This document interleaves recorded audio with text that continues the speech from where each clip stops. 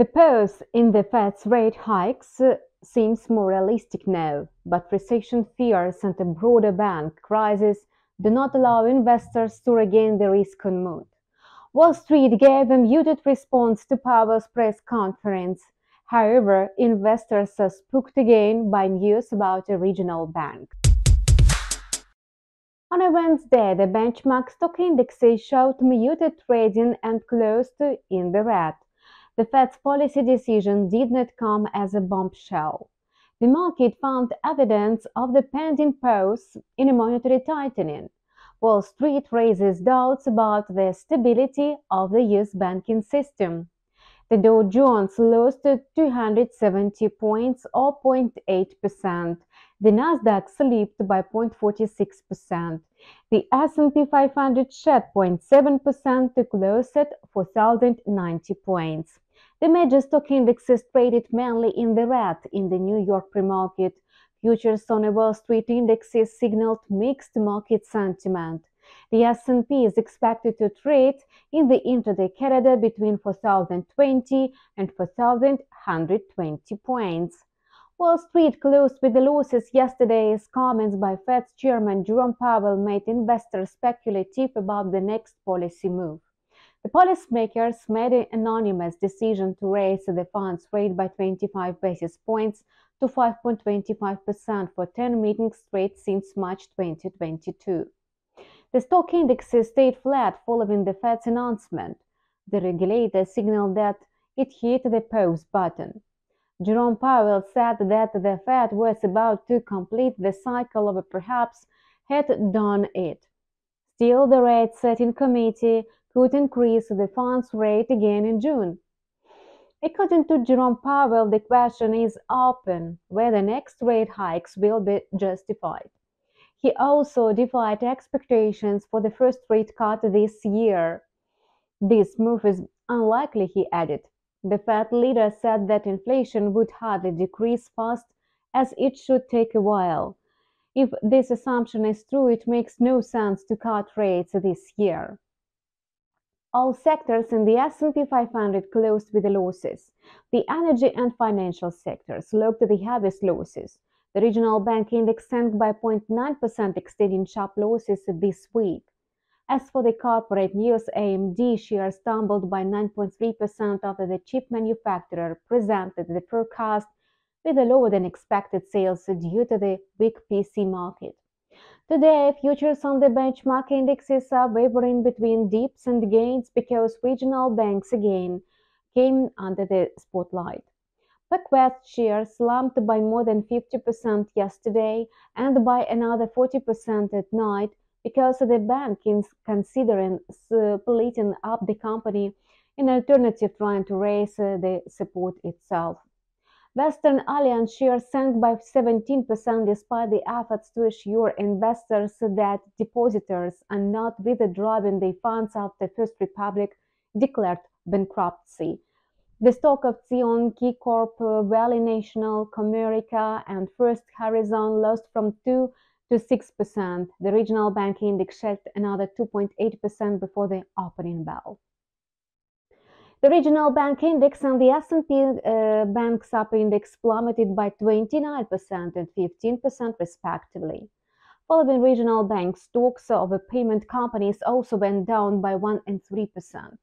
The market senses that the bank crisis might escalate again amid massive outflow of deposits. Besides, the assets of small lending institutions are not diversified yet. Fed Chairman Jerome Powell confirmed that the banking system remained on a sound footing despite jitters in March. He also stated that the change of evading a recession was more probable than a recession itself. However, his words did not soothe the market participants.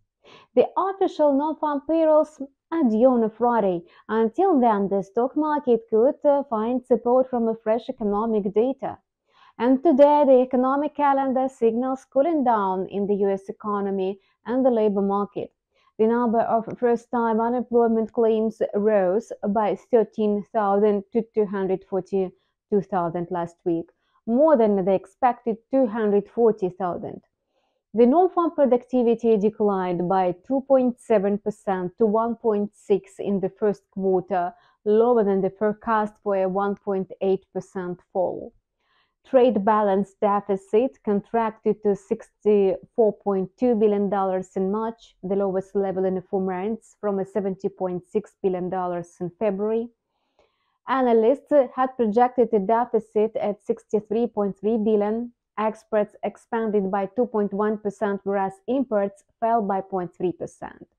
Stocks of companies with a mega market value, such as Meta, Microsoft, and Alphabet, rose by 0.8% in the pre-market on the back of falling yields of U.S. Treasuries.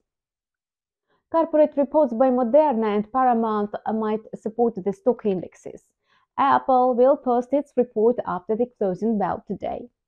The currency market is also trading with a mixed sentiment. Investors alert to the ECB policy update. The US dollar index lacks confidence. It traded from 101 points to 101.4, but it managed to gain 0.04% in the New York pre-market. The index is expected to trade in the wide intraday corridor between 100.8 and 101.70. The greenback remains weak across the board. Traders are shifting focus to the ECB away from the US Fed. In a widely expected move, the regulator raised the key interest rate by 25 basis points. And now the market is looking forward to signals from Christine Lagarde. If she does not say something sensational, the US dollar will remain under pressure.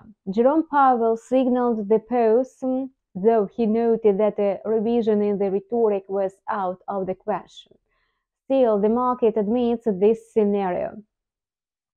If yesterday's rate hike was the final one in the cycle of monetary tightening, the next question is how long interest rates would be put on hold. The market reckons the chance of about 10% that the Fed will announce the first rate cut in June and expects a rate decrease by roughly 80 basis points by the year end. Anyway, bearing in mind concerns about the banking sector, the credit crunch, and the national debt ceiling, the US dollar will hardly develop a rally. The weak US dollar and the slight recovery in oil prices eased pressure on the Canadian dollar. The USD cut pair edged down by 0.2% in the pre-market and settled at 1.3588. The intraday corridor for the pair is seen between 1.3550 and 1.3650. Canada's trade balance deficit stands at 970 million Canadian dollars in March, higher than 200 million in the consensus, and the deficit in the previous month was $490 million. Imports shrank by 2.9% in March to the lowest level in a year. Exports contracted by 0.7% amid falling crude shipments. Oil prices grew on Thursday but could not offset an 8% slump earlier this week. Brent futures gained 0.6% to trade at $72.66 a barrel, and WTI futures added a modest 0.08%. Previously, WTI price sank to the lowest level since December 2021. This week, oil prices went sharply down due to the fears about the U.S. economy and the evidence that China's industry is losing momentum.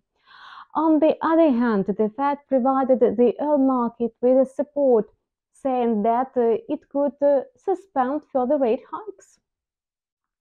The crypto market benefited from renewed fears about the banking crisis in the United States. Bitcoin traded above 29,200 in midday, but it could not climb higher. The token slipped to 28,750 in the pre-market. Popular altcoins traded mixed midday. Most of them traded in the red, wavering between -2 and 0.5%. According to CoinGlass, despite intraday fluctuation of 3%, not many Bitcoin futures contracts were closed. It means that the Fed's meeting did not trigger wild volatility in the crypto market. Bitcoin is still trading in a wide range between 27,000 and 31,000, and the pending non-farm payrolls on a Friday could negate the bullish sentiment. Nevertheless, the intraday outlook looks nice. The flagship crypto could find support from bank worries and the Apple's report if it's upbeat, and the intraday corridor for Bitcoin is determined between $28,400 and $29,700. And that's all for today. We keep monitoring the financial market situation. Subscribe to the channel and make profits with the InstaForex. See you online tomorrow.